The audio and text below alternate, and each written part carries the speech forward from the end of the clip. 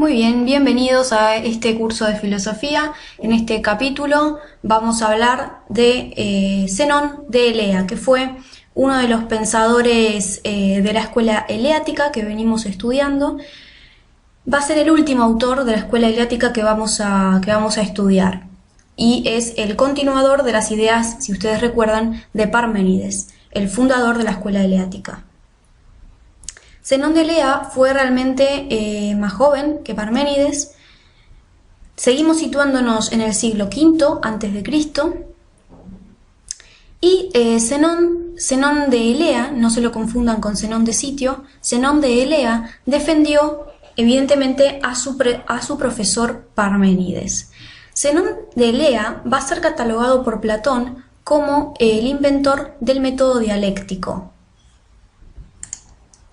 Ese método dialéctico consistía en reducir al absurdo la tesis de los negadores de la unidad, reducir al absurdo todo lo que decían los oponentes de Parménides, para que se entienda mejor.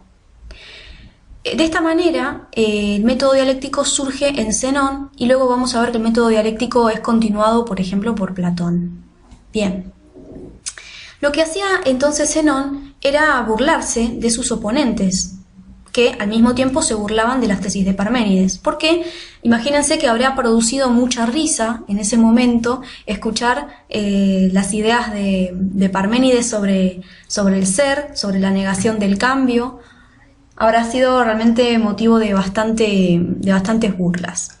Entonces Zenón estaba preocupado por esto y decidió arremeter en contra de estos burlones o del sentido común que se reían un poco de esta filosofía ontológica de Parménides y de la escuela eleática.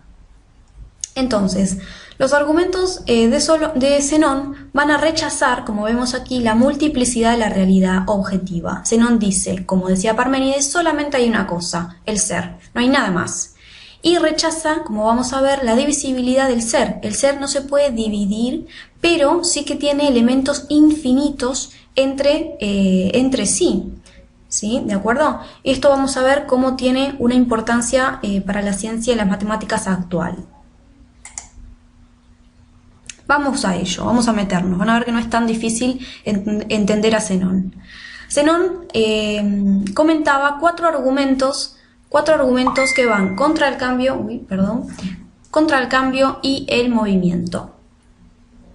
¿Qué quiere decir esto? Esto significa que Zenón va a decir las cosas no pueden ser muchas. Las cosas no pueden ser muchas. Hay una sola cosa, que es el ser. Porque si las cosas son muchas, su número es finito, al tiempo que infinito. Y para negar el movimiento y el cambio, Zenón va a utilizar otra vez la lógica, como hacía su maestro, y de una manera muy teórica. Vamos a ver que estos argumentos, a la luz de nuestros ojos, parecen realmente muy absurdos, pero intentemos analizarlos desde un punto de vista estrictamente lógico y veremos que fue muy valiente Zenón al plantearlos. El primero de estos argumentos es el argumento llamado de la dicotomía. Este argumento decía lo siguiente: imaginémonos dos puntos, el punto A y el punto B, y hay un móvil, un elemento, que tiene que efectuar este camino desde A hacia B. Imaginamos que yo me quiero mover de A a B. Bien, Zenón decía que esto es imposible, nunca voy a llegar a B, porque para hacer este camino, este trayecto a B, tengo que hacer primero la mitad del trayecto a B y al mismo tiempo, antes, tengo que hacer la mitad de esta mitad, y así sucesivamente, hasta el infinito. Por tanto, nunca se llegará a B. Fíjense que esto nos parece muy absurdo, porque evidentemente si yo quiero llegar a B, voy a llegar a B, pero que a nivel teórico sí que resulta bastante convincente el planteamiento lógico que hace Zenón. Si nosotros tenemos en cuenta el cálculo infinitesimal de nuestra numeración, nos vamos a dar cuenta de que es bastante lógico lo que planteaba Zenón. Por ejemplo, entre 1 y 2 hay infinitos números. Entre 1,5 y 1,6 hay también infinitos números. Por tanto, desde un punto de vista lógico, desde un punto de vista teórico, este argumento no es tampoco tan descabellado. Pasemos al segundo argumento, Aquiles y la tortuga. Planteaba un supuesto, planteaba de que la tortuga y Aquiles, que es el corredor más rápido, se desafían a una carrera. Imaginemos que la tortuga parte de una cierta ventaja, de unos metros de ventaja.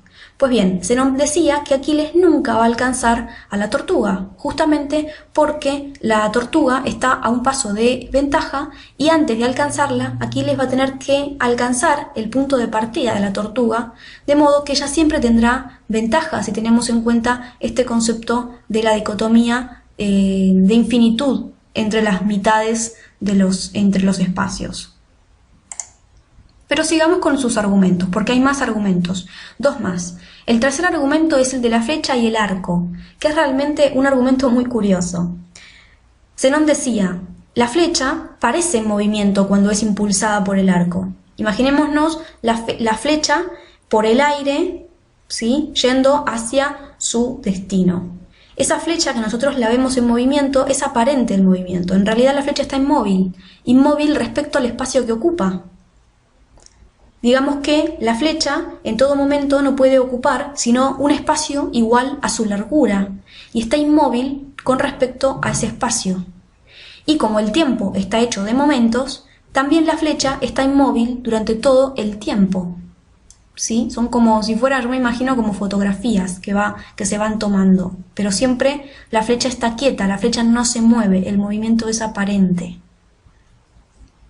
El cuarto argumento es el argumento del estadio, donde Zenón se imaginaba dos masas iguales, dotadas de velocidades iguales, que deben recorrer espacios iguales en tiempos iguales.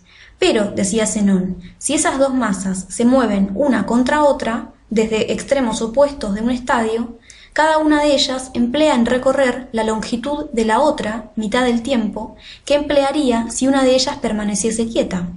Con este argumento lo que hace Zenón es deducir la conclusión de que la mitad del tiempo es igual al doble. ¿Qué quiere decir Zenón con todos estos argumentos? Lo que está haciendo es argumentar, negar el presupuesto del cambio, es decir, el tiempo y el espacio. Para que haya cambio tiene que haber tiempo y espacio, evidentemente. Para que yo pueda cambiar algo, tengo que hacer ese cambio en el tiempo y en un lugar determinado. Pero Zenón lo que hace, muy inteligentemente, es negar el tiempo y el espacio, o más que negarlos, ponerlos en duda como si fueran cosas aparentes, cosas que parecen ser, pero que no son tal. Estos argumentos fueron refutados por los matemáticos modernos como Russell, pero hay que admitir que fueron muy inteligentes en la medida en que posibilitaron, como hemos dicho, la división hasta el infinito, que es la base del cálculo infinitesimal.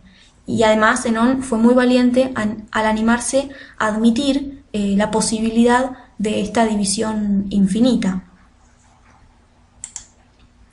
Por tanto, ¿qué supuso Zenón para la filosofía? Y con esto terminamos. Zenón en realidad no aportó mucho a la filosofía, no aportó nada nuevo, realmente se limitó a seguir a su maestro y a defenderlo frente a sus detractores. Pero, bajo mi punto de vista, Zenón sí que logró contribuir a el pensamiento racional y lógico dentro de la filosofía. La filosofía vemos como cada vez se va refinando más,